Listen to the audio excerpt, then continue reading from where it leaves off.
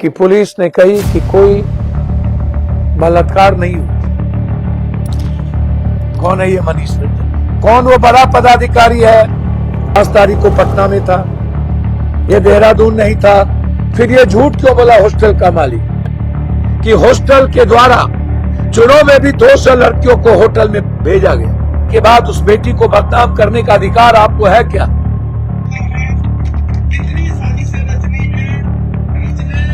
बिहार के लोगों से पूछना चाहता हूं, ये डॉक्टर है या जल्लाद? मेरा सीधा सवाल था। पहले सरकार की पुलिस ने कही कि कोई बलात्कार नहीं हुआ, नींद की गोली खा ली, घर से झगड़े थे, जहानाबाद में 90 टेबलेट लिए, कुछ भी नहीं। कौन है ये मनीष रंजन? मनीष रंजन और उस हॉस्टल का वार्डन नीलम अग्रवाल, उसका बेटा, ये सब की को थाना लाया गया। नीलम अग्रवाल को प्रभात हॉस्पिटल से 2 थप्पड़ मार के थाने लाए गए। कौन वो शख्स है? कौन वो बड़ा पदाधिकारी है जो पीआर पर छोड़ देने का आदेश दिया? क्या इसकी जांच नहीं होगी? क्या सिर्फ बड़ी मछलियों को बचाने के लिए एक छोटे से निहत्थ थानेदार को शिकार बना दिया गया? क्या उसमें अभिनव जी आपकी भूमिका नहीं है?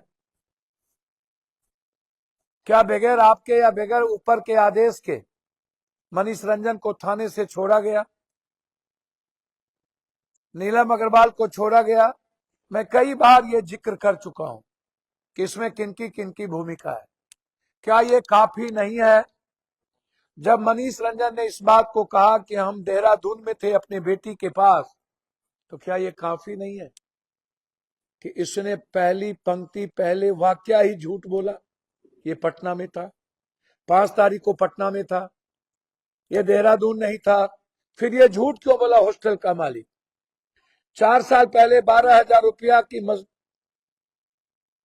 की ड्राइवरी करने वाले आदमी के पास 19 हॉस्टल, 100 करोड़ से ऊपर के पैसे, किन के पैसे, किन नेताओं का पैसा मनीष रंजन के साथ लगा? मनीष रंजन ने मात्र 4 साल के अंदर 19 हॉस्टल कहां से खोले? ये जमीन किसकी थी? यदि मनीष रंजन को किसी एक्स एमपी या किसी ने आधे कट्ठे जमीन दिलाई, तो फिर 1.5 कट्ठे जमीन में ये घर कैसे बना? ये नक्शा पास किसने किया? जब नक्शा पास नहीं हुआ तो फिर 6 महला बिल्डिंग क्यों बनी? जब आप झोपड़ी पर बुलडोजर चलाते हैं तो आज तक मनीष रंजन के घर पर बुलडोजर क्यों नहीं चली? मनीष रंजन को आपने पूछताछ के लिए जेल से क्यों नहीं लिया? कौन बचा रहा है? कौन है मनीष रंजन के पीछे? और मनीष रंजन की भूमिका क्या क्या है? 5 तारीख को बेटी आती है और उसके बाद नहीं निकलता है, सीसीटीवी फुटेज बंद हो जाती। मैंने कई बार कहा कि किसी भी लड़की के हॉस्टल में किसी भी कीमत पर किसी के बेटे, किसी के बाप को जाने की इजाजत नहीं मिलना चाहिए। एक लड़की के हॉस्पिटल में कोई मर्द क्यों जाएगा? यह सवाल मैं लगातार उठाता रहा और यह भी सवाल उठाता रहा हूं कि उस हॉस्टल के गेट पर सीसीटीवी फुटेज आप लगाए थे क्यों नहीं? और उस सीसीटीवी फुटेज का एक्सेस उसकी मां के पास क्यों नहीं होता? उसकी मां खुद क्यों नहीं गाइड करेगी कि हमारी बेटी कब निकली, हमारी बेटी कब आई, हमारी बेटी कहां है? वो एक्सेस आप उसकी मां को क्यों नहीं देते? कोई गाइडलाइंस क्यों नहीं? कोई रजिस्ट्रेशन क्यों नहीं है? लगातार ये सवाल खड़ा हो रहा है कि सीसीटीवी फुटेज को जांच करिए। लगातार ये सवाल खड़ा हो रहा है कि हॉस्टल के द्वारा चुनाव में भी 200 लड़कियों को होटल में भेजा गया।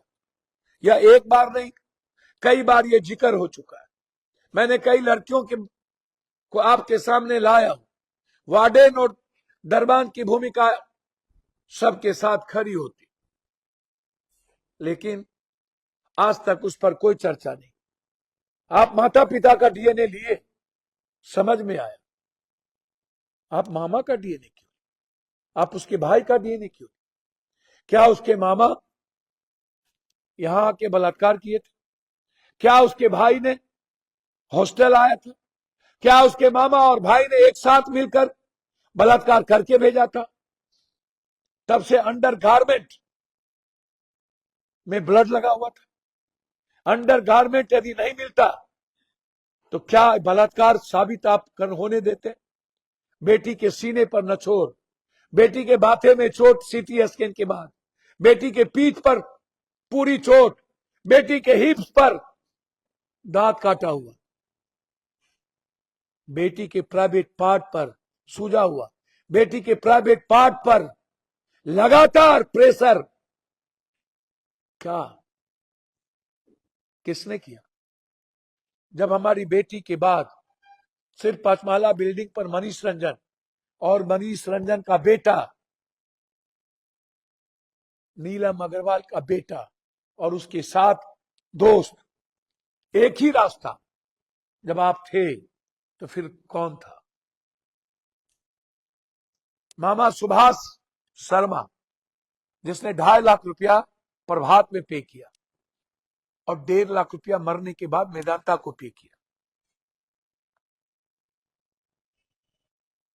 शर्म नहीं आता? सम्राट चौधरी साहब, आप तो बहादुर हैं। हम लोगों को चुल्लू भर पानी में डूब के मर नहीं जाना चाहिए। हम लोग किसको बचा रहे हैं? किसको? मैं हाथ जोड़ता हूं, पैर पकड़ता हूं। सम्राट जी, प्लीज प्लीज प्लीज मत बचाइए, पैर पकड़ता हूं। उसके माँ बाप आत्महत्या कर लेंगे, उसका भाई पागल हो चुका है।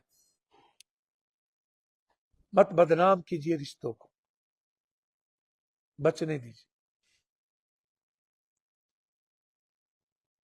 बचने दीजिए। ये गंदा खेल मत खेलिए। जब बलात्कार प्रूव्ड हो गया तब आप, बलात्कार किसने किया?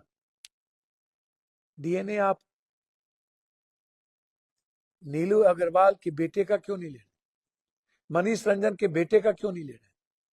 आप 11 लोगों का डीएनए लेंगे, जिसमें एक मामा, एक भाई और माँ बाप का आप ले चुके। 5 आदमी का शायद डीएनए आप लिए। हम सर्वोच्च न्यायालय और हाई कोर्ट से आग्रह करेंगे कि आप सो मोटो नोटिस लीजिए, अन्यथा पूरी दुनिया खत्म हो जाएगी। ये गंदा खेल मत खेलिए।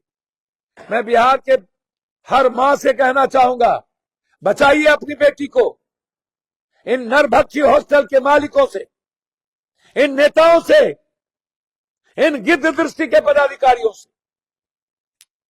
हॉस्टल, डॉक्टर और पदाधिकारी, नेता, ये चारों मिले हुए और पैसे वाले, ये 5 आदमी मिलकर मेरे बेटी को नोचता है